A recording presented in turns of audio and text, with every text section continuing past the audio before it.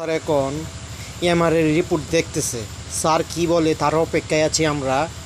Sir sir কি হ্যান না, স্যার আস্তে আস্তে মনোযোগ দিয়ে পড়তেছে।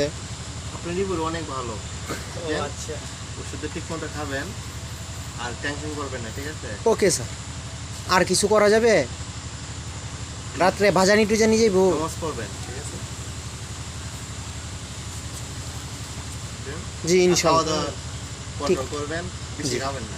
জি বেশি গেলে কোনো মানুষ তাহলে মারা স্যার যায়। আপনি তো কন্ট্রোল করতে হবে। আপনি তো যে এখন অবস্থা, স্যার আপনার যে দুই দিক দিয়ে দুই সামনে জিনিস বাইরে হইতাছে, সামনে যে আর নিচে দিয়ে তো বাইরে হইতাছে। হইতেছে খা। আপনার পেট তো মাশাল্লাহ আলহামদুলিল্লাহ, দুই জিনিসটা মাশাল্লাহ কন্ট্রোল করুন লাগবো। আপনার তো একটু ব্যায়াম টুম করুন লাগবে স্যার, আমার এই জিনিসটি তো কমানি লাগবে। আমার বুঝি না। নাই তো আপনি আপনার ঠিক আছে।